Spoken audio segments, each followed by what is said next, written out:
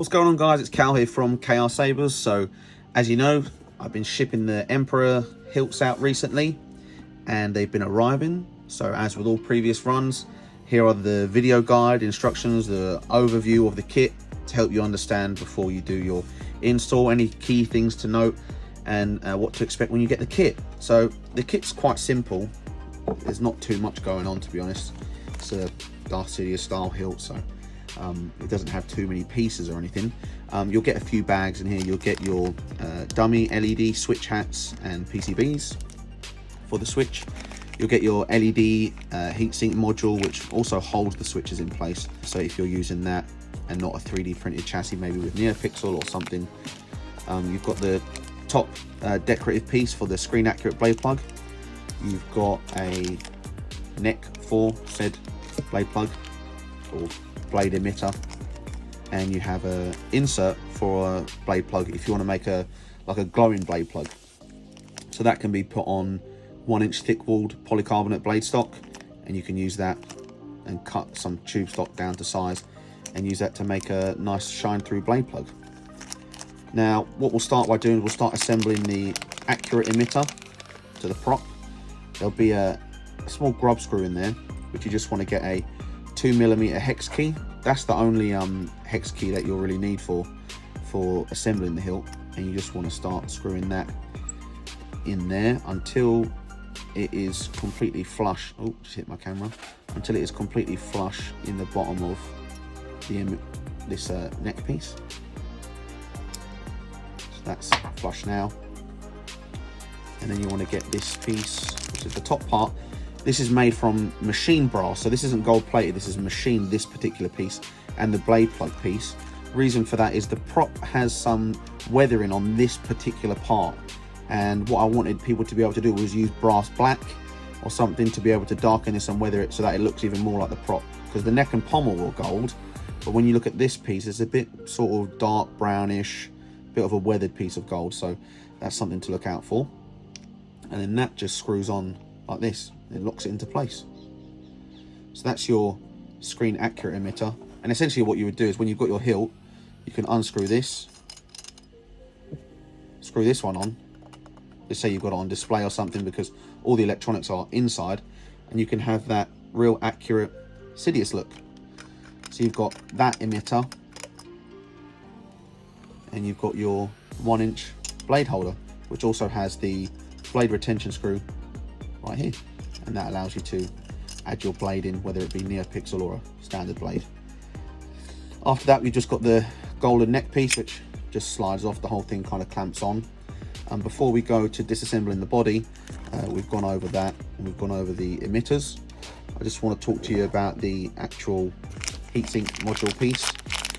So this can hold a 20mm Cree LED, or if you wanted to design a piece that holds a NeoPixel like Stock Custom Works, similar to how we've done the Eco V2. I'm not sure if you've seen how we've done that, but the heatsink cup can have a 3D printed piece that goes in here and holds a PCB.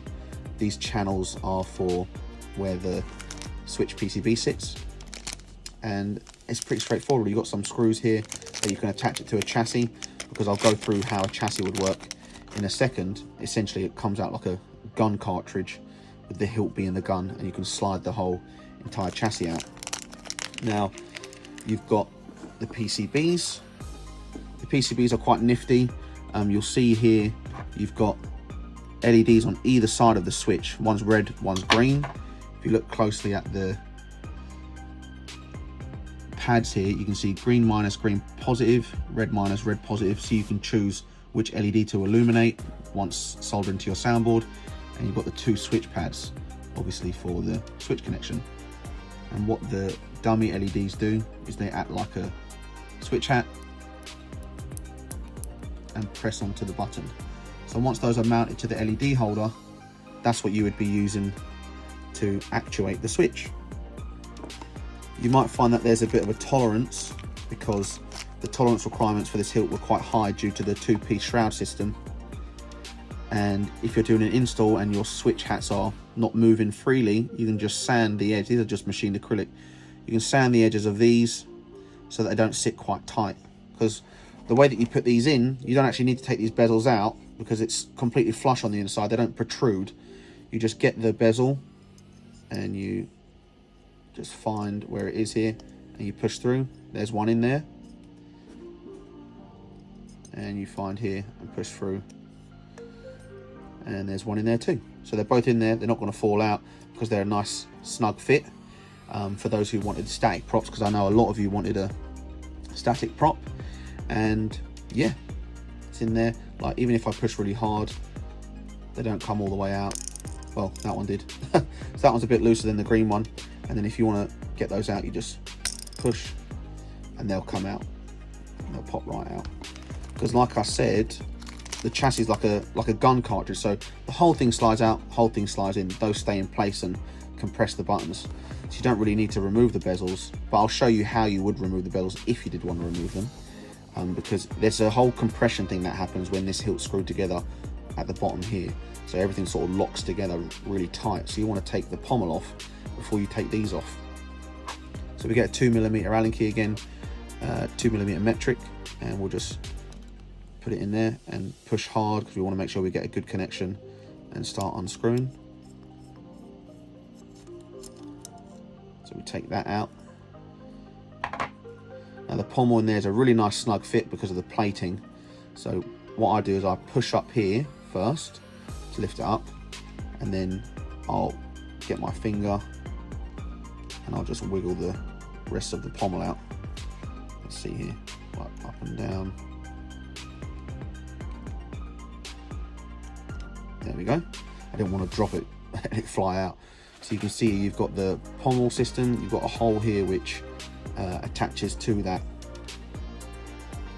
button head screw, and it just lines up. When you line it up, just push in there quite far and get the holes lined up. You'll notice that the factory did leave some sanding marks here because they found that it was a tight fit when they were putting it back on, so they did sand those areas a bit.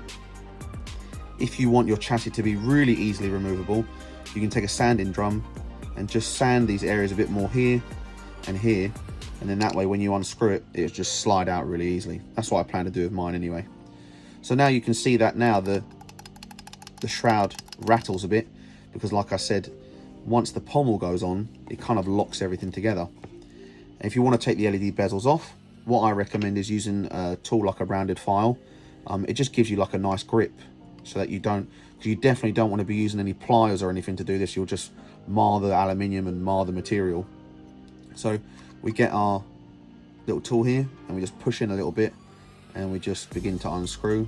It gives us that grip so that we can take the bezels out. They don't have many threads, so it's quite easy to take out, and we just pull that off. Then we've got the other one on here, and like I said, you can feel it moving. If you find that yours is a bit too tight, just move the shroud a little bit and it should free it up. So if you unscrew here, that one came out easily, and then you've got the shroud comes off.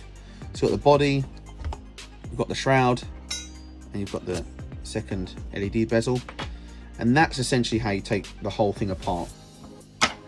That's everything. So like I said, not too complicated. To put it back together, we want to put the shroud back on. We can get our little LED bezels and we can screw them into place into the shroud. That one's in, not too tight, doesn't need to be too tight. This one's in. That one's in there now, seated. Take that out. We get our pommel. Put that back on. And then what I do is, to make sure it's nice and snug, I push and just check to make sure the holes are all lined up. So I'll just look at this off camera because I don't think I can reach over the camera. I'll drop my screw in.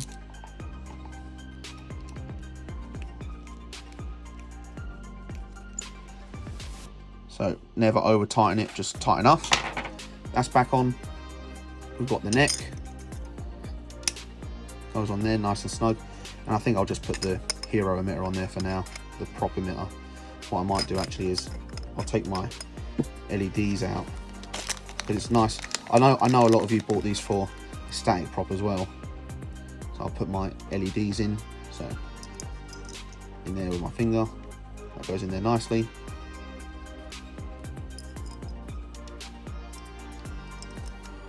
That goes in there nicely. they're not going to fall out. And yeah, this huge fingerprint magnet can go back in its box. We've got that nice finish on the Sid prop or the Emperor kit, and I'll just put this in here for now. So that's all that I've gone through. So I've had a 2mm Allen key or hex key. So yeah, these hex bit drivers are really nice for using for screwing things. And I just had a rounded file for if I needed to take the LED bezels off. And yeah, guys, that's about it. Can't think of anything else to cover for the kit, but if there is something that I've missed, or if you've got a question, just let me know. You can always shoot me an email, I'll reply back to you, and put this back in its box. And hopefully you guys like the kits. They came out really nicely. I'm really happy with them. And yeah, here's to another cool run from myself and One Replicas, and I'll catch you guys on the next video.